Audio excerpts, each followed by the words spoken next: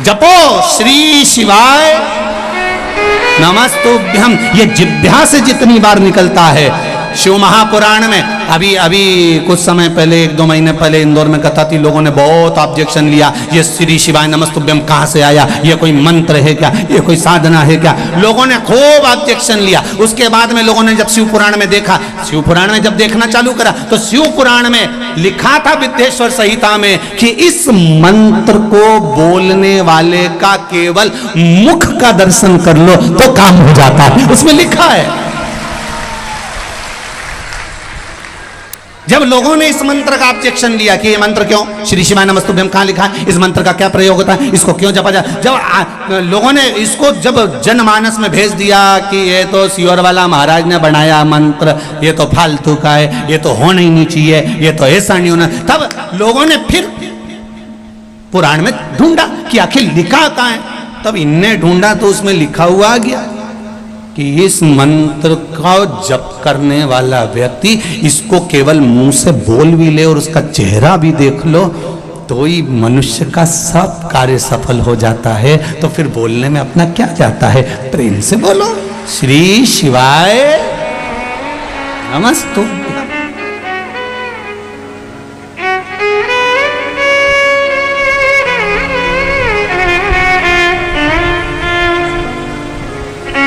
स्मरण है उसमें।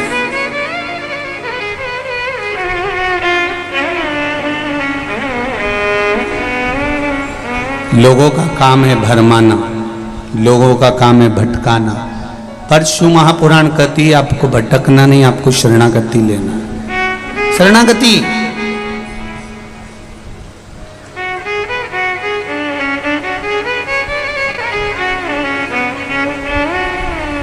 विभीषण लंका में रहते थे, कैकेयी अयोध्या में रहती थी। कैकेयी अयोध्या में रहने के बाद भी नहीं सुधरी और विभीषण लंका में रहने के बाद भी नहीं बिगड़े। कारण भीतर का जो संस्कार होता है ना, इसको कोई मिटा नहीं सकता। विभीषण के भीतर ऐसा संस्कार था कि विभीषण उससे डोला नहीं, और कैकेयी के भीतर जिद्दपन था तो उसको कोई टोला कोई नहीं। आज हिंदू सनातन धर्म के जितने त्योहार आते हैं, हिंदू सनातन धर्म की होली आई तो लोगों ने कहा पानी बचाओ, रंग मत लगाओ। दिवाली आई, बम फटाके मत फोड़ो, प्रदूषण आएगा। नवरात्रे आए, गरबा मत खेलो, ये हो जाएगा, वो हो जाएगा। जितने सनातन धर्म के त्योहार आते हैं उसमें कहीं ना कहीं हम उसको रोकने का प्रयास करते हैं, बल्कि प्रयास अपने मन के कंट्रोल पर होना चाहिए। जब विभीषण लंका में नहीं बिगड़ सकता, कैकेयी अवध में नहीं सुधर सकती, हमारा मन का कंट्रोल होना चाहिए। हम जाएं गरबा खेलने, हम जाएं होली खेलने, हम जाएं दीपावली मनाने के लिए। सनातन धर्म के त्योहार आए उसको उत्साह से मनाना चाहिए, उसको उमंगता से मनाना चाहिए, और अपने मन पर कंट्रोल रखना चाहिए कि हम कहीं गलत संगत में तो नहीं जा रहे। हमें हमारे माता पिता ने भेजा है, हमारे माता पिता ने हमको भेजा कि जाओ तुम, ये होली का त्योहार है, ये दिवाली का त्योहार है, ये गरबे का त्योहार है, ये त्योहार आया है, तुम अच्छे से मनाओ। रक्षाबंधन का त्योहार है, हमारे माता पिता ने जब विश्वास रखकर भेजा है तो हमारे माता पिता के विश्वास को हम तोड़े ना, बस इतना स्मरण होना चाहिए। बाकी का त्योहार कोई भी हो सनातन धर्म का, उसे दिल से मनाना चाहिए। जितनी उमंगता से मना सकते उतनी उमंगता से मनाओ, उतनी उमंगता से मनाओ।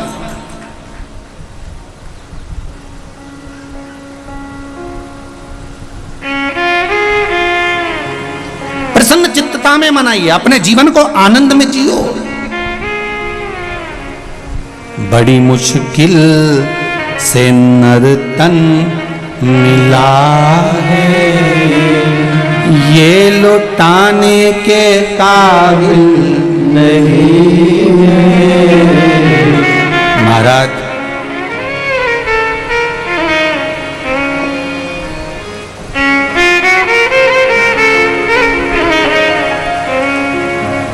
83,99,999 जन्म फालतू के मिलते हैं। उसके बाद मनुष्य का जन्म है 84 लाख हुआ। कितने जन्म निकल गए इससे पहले बोलो जरा? 83,99,999 जन्म। कभी मच्छर बने थे, कभी जुआ, कभी खटमल, कभी झिंगुर, कभी कीड़ा, कभी जलचर, कभी थलचर, ना जाने कितने कितने जन्म। 83,99,999 जन्म तो ये जीव जंतु के मिले थे। आखिरी का जन्म है 84 लाखवां जन्म। कौन सा? अरे बोलो जम के, मनुष्य का। और 84 लाखवां जन्म, और इसके बाद भी कोई गारंटी नहीं दी जीजी कि अपन वापस मनुष्य बन जाएंगे। वापिस मनुष्य बने ये कोई भरोसा नहीं। अगर दूसरे का पैसा खाकर मर गए तो अगला जन्म भैंस का मिलेगा, और भैंस का जन्म मिलेगा, और जिसका पैसा खाकर मरे उसी के घर में दूध देना पड़ेगा, और वो नोच नोच के निकालेंगे। नोच खूब रोगी तुम भी कि हमने कौन सा पाप किया था जो इस सेठ जी के यहाँ सारा दूध देना पड़ रहा है। तो दूसरी भैंस समझाएगी तुम्हारे मोहल्ले की पड़ोसन, अरे अपन इसका खा के मर गए थे इसलिए निचोड़ निचोड़ के दे रहे जब तक कर्जा पूरा नहीं हो जाए। खूब झूठ बोलेंगे, अपशब्द बोलेंगे तो अगला जन्म मेंढक का मिलेगा। जितना अनसन बोलेंगे तो हम तुम तो मेंढक बन जाएंगे, तुम मेंढकी बन जाओगे। बोलते रहो जीवन। एक जन्म 83,99,999 के बाद जो मिला है ये मनुष्य का शरीर बड़ा विचित्र है। अंतिम बिंदु है, आखिरी। और इसमें इतना हमें फालतू के प्रपंच में नहीं पड़ना। घर में रहो, परिवार में रहो, कितना भी झगड़ा हो कभी लड़कर अपने मायके नहीं जाना, कभी लड़कर मत जाओ। इनकी छाती पे मूंग धलो पर मत जाओ। नहीं जाऊंगी जा। कोई कितना ही झगड़ा करे, सास कह भी देते हो तो तू तेरे पिताजी के पास जा, तू अपने बाप के घर जा। नहीं जाऊं, मैं तो शादी करके यहीं और यहीं रहो, और जितना ज्यादा लड़ाई झगड़ा हो उतनी जोरदार रोटी में घी डाल के खाओ, क्योंकि लड़ने के लिए फिर एनर्जी भी तो चाहिए। तो तुम तो अच्छा खाओ और फिर दूसरे दिन तैयार होके फिर बैठ जा। ला पर नहीं जाऊंगी मायके तो नहीं जाऊंगी जा। पहले का जमाना था कि लड़के मायके चले जाते, अब नहीं जाऊं मैं तो जा। सियोर वाला महाराज ने मना करा, साला सरजी में बोला था मैं नहीं जाऊंगी। वो कितना ही कहे कि मैं तेरा सामान रख दूं, पैक करके छोड़ आऊं, नहीं जाऊंगी जा। और अगर वो बाहर छोड़ भी दे तो शाम को जब गाय भैंस अपने घर जाए तो उसकी पूंछ पकड़ के अंदर चली जाओ। और वो बोले क्यों आई? कि ना मैं तो आई नहीं रही थी, भैंस ली आई। मैं थोड़ी ना रही, तुम तो पहुंच जाओ।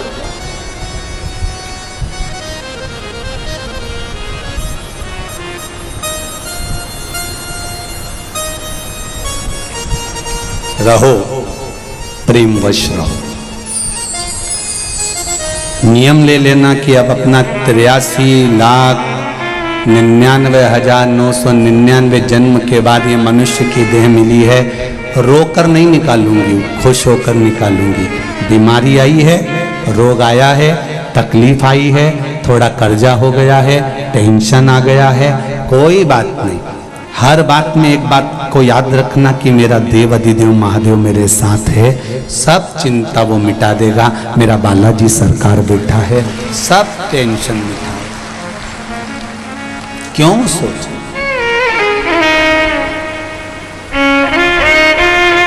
किसके लिए? महाराज मान सम्मान दुनिया देती है, अपमान मेरा देव देता है। इसलिए देता है कि वो अपनी ओर उसको मोड़ लेता है। थोड़ा थोड़ा कोई कभी आड़ा टेढ़ा बोल दे तो गुस्सा नहीं होना, बहुत सोचना कि भगवान ने अपनी ओर खींचा।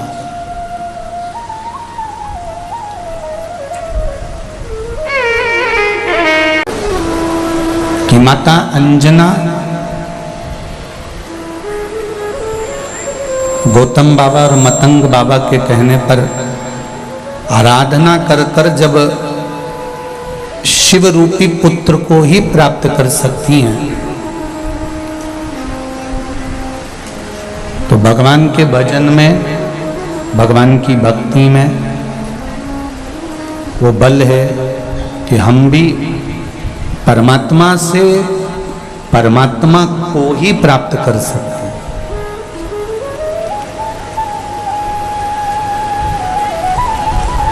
ये नहीं है कि परमात्मा हमसे दूर है,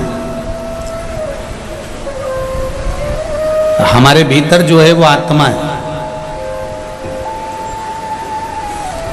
विश्वास के बल पर हम जिसको प्रकट कर लें वो परमात्मा है।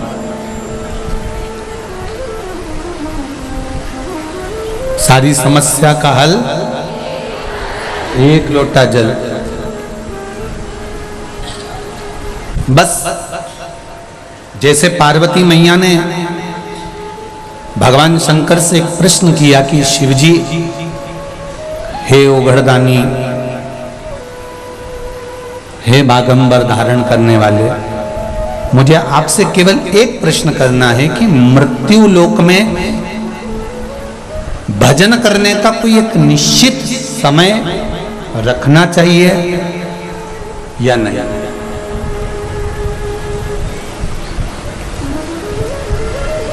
कई लोग कहते हैं हम सवेरे 9 बजे पूजन करने बैठते हैं।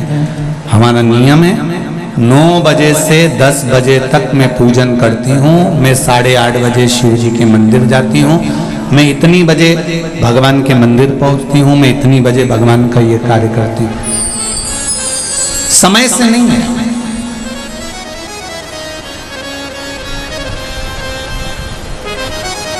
दो बहनें थी, घर में चक्की नहीं थी। जब घर में चक्की नहीं तो दोनों बहनों ने विचार करा कि फिर ये गेहूं को कहां ले जाकर पीसे।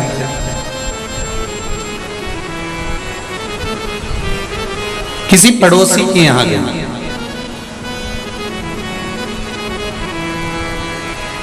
और पड़ोसी के यहां जाकर दोनों बहनें गेहूं पीसने लगी। एक बहन उसमें से गेहूं का दाना उठाती है, खाती है, पीसती रहती है। दूसरी देख रही है, पहली उठाती जाए, खाती जाए, पीसती जाए। किसी किसी की आदत रहती है कि वो गेहूं या बाजरा या जौ कुछ भी पीसते पीसते मुंह में का दाना पटक लेती है, खाती जाए। अब एक बहन तो मुंह में डालती जाए, खाती जाए, पीसती जाए।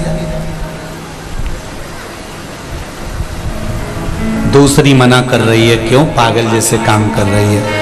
जब आटा पिस जाएगा, गेहूं का आटा हो जाएगा, तब घर पर चल के रोटी बना के खाएंगे। अभी तो मुंह में डाल रही है, अच्छी बात सुने ना। क्या कर रही है ये? बार बार बार बार बार बार बार बार एक एक दाने को उठाकर मुंह में डालती जा रही है। समझाए?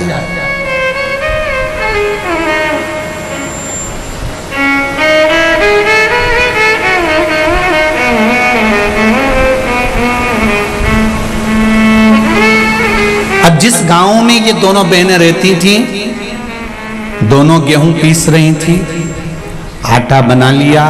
एक खाती रही, पीसती रही, दूसरी उसको समझाती रही। उसी गांव में कबीरदास जी रहते थे। और उसी गांव में जब कबीरदास जी रहते तो ये दोनों बहनें जब आटा लेकर चली, और चलते ही इन दोनों बहनों का पांव फिसल गया और फिसला और पूरा आटा कीचड़ में चला गया। अब आटा कीचड़ में गया, कबीरदास जी ने वहीं खड़े होकर बोल दिया, आटो पड़ो कीच में कछु न आयो हाथ, पीसत पीसत चबायो सोई निभायो साथ। अब कबीरदास जी लिख रहे हैं कि आटो पड़ो कीच में और कछु ना आयो हाथ, और पीसत पीसत जो चबायो वही दियो साथ। शिव महापुराण में यही कह रही है कि भगवान के लिए अलग से समय निकालने की जरूरत नहीं है। अपनी चलती हुई जिंदगी में, चलती हुई चक्की में, चलते हुए समय में भगवान के नाम का दाना मुख में डालते चलो।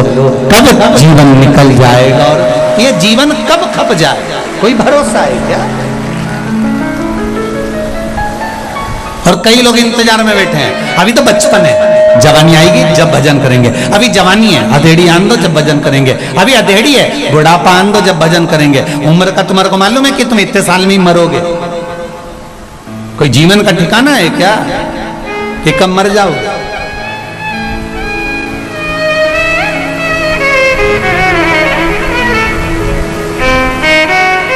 काल करे सो आज कर, आज करे सो अब, पल में प्रलय हो जाएगा, हरि जपेगा कब। ये जीवन का कोई भरोसा नहीं, कोई ठिकाना नहीं कब क्या हो जाए। हाँ, अगर तुम्हारा विश्वास पक्का है, तुम्हारी भरोसा दृढ़ी है, तुम भरोसे के बल पर जी रहे हो, तो ये निश्चित है कि शिव तुम्हें साथ। एक पत्र आया है, देख, आज पत्र बहुत सारे।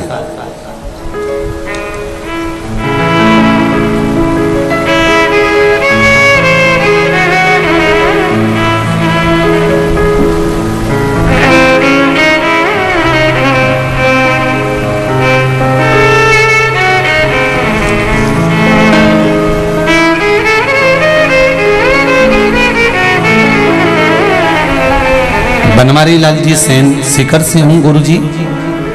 आपके बताए अनुसार सावन की शिवरात्रि कहीं बैठे हैं बनवारी लाल जी सेन? कहीं बैठे हो तो हाथ हिलाइएगा, जहां कहीं भी बैठे हो हाथ हिलाइएगा। आपके बताए अनुसार सावन की शिवरात्रि पिछले साल मेरी बेटी ने पूजा की और अभिषेक किया। 14 साल उसकी शादी को हो गए थे, संतान नहीं थी गुरुदेव।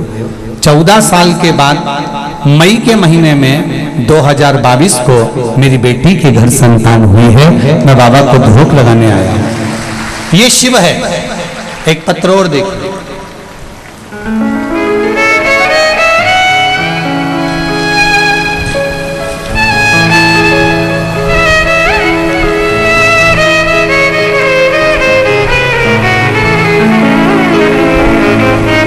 सुनीता सैनी, सुनीता जी सैनी अलवर से आई हैं, कहीं बैठी हो तो हाथ हिलाइएगा। आप ही हैं, दोनों हाथ हिला दो। श्री शिवाय नमस्ते। बाबा 6 महीने से किडनी और लीवर की बीमारी थी, जयपुर का इलाज चल रहा था, लेकिन क्रिएटिनिन बढ़ते ही आ रहा था। किडनी लीवर दोनों डैमेज हो गया। डॉक्टरों ने कहा कि डायलिसिस आ सकता है। क्रिएटिनिन बढ़ते ही चले जा रहा था, थम नहीं रहा था। गुरुदेव बहुत दुखी हो चुके थे, खून भी 5 से 6 यूनिट रह गया था। मुझे बहुत चक्कर आते थे, शुगर बीपी थे। मुझे मेरी मम्मी और मेरे पड़ोसन ने, आंटी ने बताया कि भोले बाबा पर जल चढ़ाना। शिव महापुराण की कथा टीवी पर आती है, दिल से सुनना। मैंने जल चढ़ाना चालू करा। उन्होंने कहा बेलपत्री चढ़ाकर लाकर खाना भी चालू करना और पानी पीना भी। बेलपत्र खाना भी शुरू किया। बाबा 2 महीने से बेलपत्री पर शहद वाला प्रयोग भी कर रही हूँ और बाबा की कृपा से मैं बिल्कुल ठीक हो चुकी हूँ और मैं दवाई खाना बंद कर दी। श्री शिवाय। आराम है आपको? बस बाबा की कृपा हो। श्री शिवाय नमस्तुभ्यम। अब मेरी किडनी और लीवर डॉक्टर को जांच कराई है, काम करना चालू कर दिया है और किडनी लीवर जो डैमेज था वो भी बाबा की कृपा से अब चल भगा। बैठो बेटा। श्री शिवाय नमस्तुभ्यम। बाबा की कृपा। शंभो।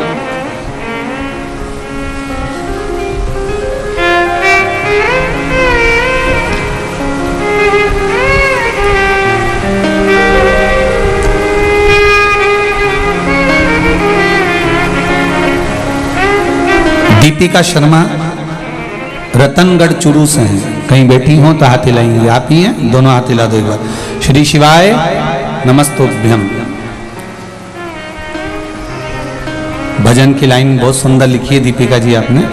भोले बाबा दया करना मैं तेरे भरोसे। मैं बाबा की उदारता का क्या बखान करूं गुरुदेव। बाबा मेरे बेटे गौरव महर्षि ने बैंक की नौकरी के लिए खूब प्रयत्न किया, जितनी बार एग्जाम देता नहीं निकल पाता। बहुत समय हो गया गुरुदेव, एग्जाम दे देकर थक गया। आखिरी में लगने लगा कि अब नहीं लगेगी। जो लोग पैसा दे हो सकता उनका लगता हो, पर बाबा एक बार शिव महापुराण की कथा श्रवण करी। बाबा ने आपकी कथा के माध्यम से पशुपति व्रत किया और शंकर भगवान की ऐसी कृपा हुई कि मेरे बेटे को जब अगली बार एग्जाम देने के लिए गया तो आरबीआई बैंक में मैनेजर की पोस्ट प्राप्त हो गई। शिव जी को भोग लगाने आई हूं प्रणाम करने के लिए। बहुत बहुत बधाई बहन आपको। श्री शिवाय नमस्तोभ्यम। गुरुदेव गायों को लंपी रोग ग्रसित गाय हैं, जिनको मेरे परिवार द्वारा शिवजी पर चढ़ाए हुए जल को पिलाने से गाय रोग मुक्त हो गई है। गुरुदेव हमारे यहाँ की गाय भी हमने शंकर जी पे चढ़ा हुआ जल और बेलपत्र खिलाया तो आराम लगना प्रारंभ हुआ है। ये शिव कृपा है। प्रणाम करती हूँ। हर हर। बैठिए बहन बैठिए। श्री शिवाय नमस्ते।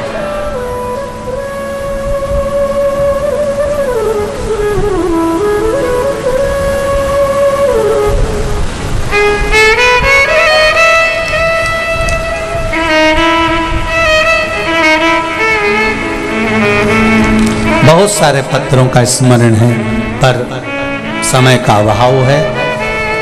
आप अपने दिल से, हृदय से, चित्त से ये सारे पत्र जितने भी हैं यहीं रखे होंगे।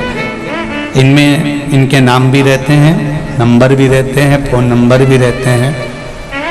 हम हमेशा कहते हैं कि ये पत्र आपके पास में ही रहते हैं। ये व्यासपीठ के पास में या पीछे रख दें, जगह नहीं होती है, आप कभी भी पढ़ सकते हो।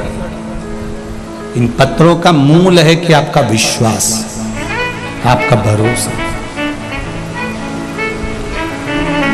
श्री शिवाय नमस्ते। बैठो बैठो, अभी माइक दे लेंगे। बैठो। आपका विश्वास मूल है और जिस भरोसे के साथ, जिस विश्वास के साथ, जिस दृढ़ता के साथ आप परमात्मा का भजन करते हो वो सुनता जाए। पार्वती मैया ने शंकर भगवान से पूछा कि कोई समय, ऐसा कोई समय जिसमें भगवान का भजन करने का कोई समय, तो शिव जी कहते हैं नहीं नहीं पार्वती, जब मन हो, जब चित्त हो, जब इस हृदय में, इस मन में जब तुम्हारे समय की अनुकूलता लगे तब भगवान का भजन कर लो। सारे देवताओं के मंदिर में पट हो सकता है पर शंकर जी के मंदिर में पट की जरूरत नहीं होती, उनको जरूरत है भी नहीं।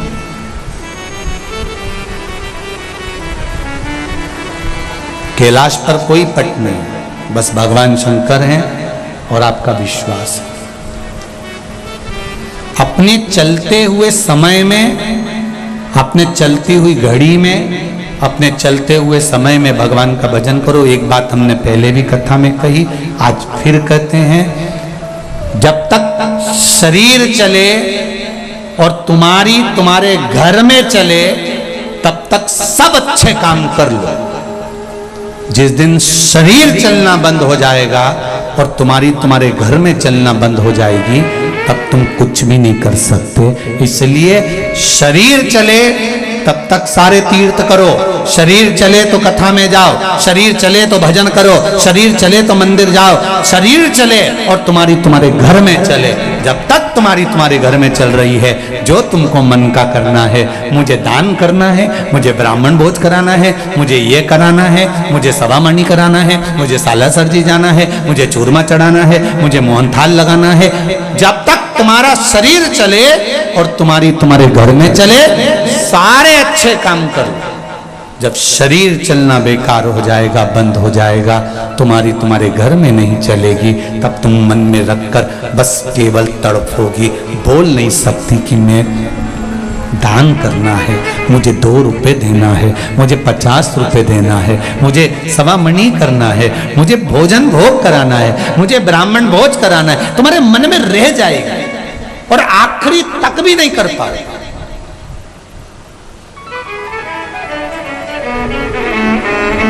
बहुत कम होते हैं सुराना जी, आपके बेटे और बहुओं जैसे भगवान सबको बेटे बहू दें। बहुत कम होते हैं ऐसे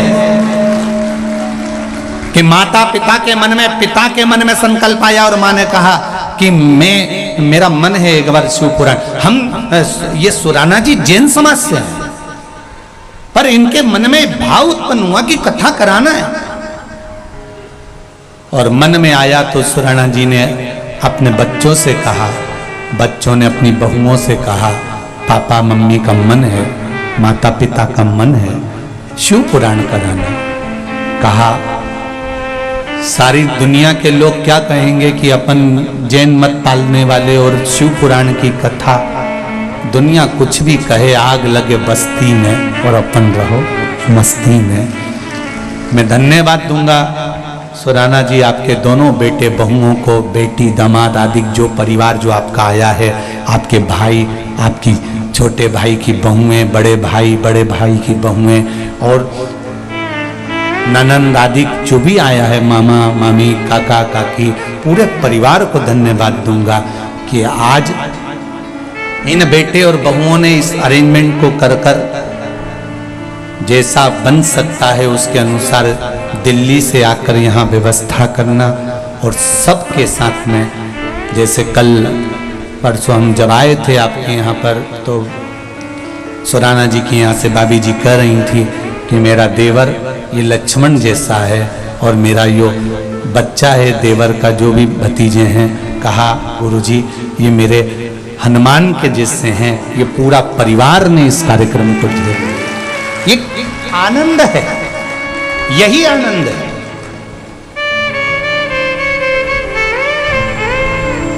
भगवान ऐसे बेटे बहू दें कि माता पिता के मन में विचार आया और बेटे बहू प्रसन्न चित्त में आकर कह देते हैं। नहीं तो आज की बहुआ कहती क्या करना करके, इतना व्यापार छोड़कर जाएंगे, काम छोड़कर जाएंगे, दिल्ली में इतना फैलारा छोड़कर जाएंगे, बच्चे छोटे छोटे हैं, पढ़ाई का टाइम चल रहा है, रहने दो। बेटे कहेंगे कि हमको ये टाइम नहीं मिलता, रहने दो। पर धन्यवाद सुराना जी आपके बच्चों को जो दिल से कहते हैं, हर पल हर घड़ी।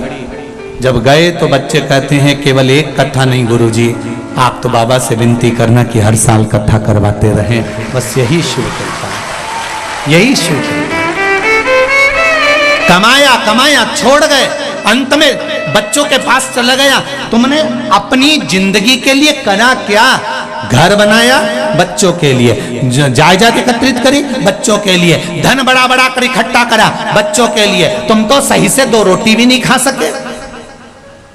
चिंता कर कर कर टेंशन कर कर कर शुगर हो गई, चिंता कर कर कर टेंशन कर कर कर बीपी हो गया।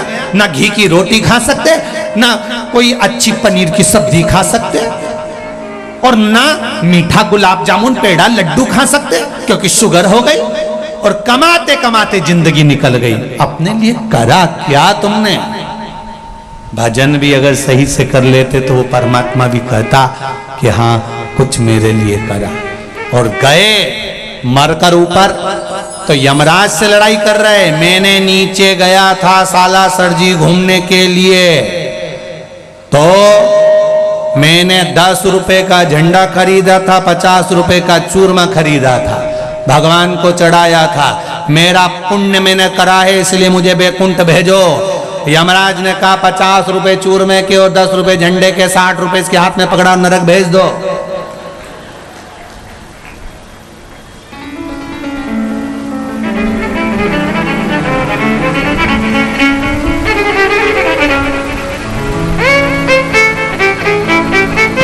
इतना सा करा और बखान माँ बैकुंठ के दरवाजे पर भी जाकर झगड़ा कर रहा है, मुझे अंदर जाने दो, मुझे बैकुंठ जाने दो। तो बैकुंठ अधिपति ने भी पूछ लिया, यमलोक में यमराज ने पूछ लिया, तूने पुण्य क्या करा वो तो बता।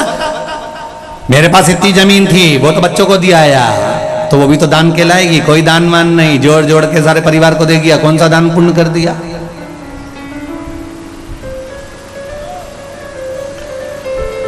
दान किसको कहते हैं, धर्म किसको कहते हैं, पुण्य किसको कहते हैं। यहां बैठे हो और लोग बिस्लेरी की बाटल गाड़ियों में भर भर कर लाए हैं और दरवाजे पर खड़े होकर बांट रहे हैं, लो साहब पानी तो पियो साहब, शराब पक्ष चल रहा है, आए हो खिचड़ी प्रसाद बट रहा है, पूरी प्रसाद बट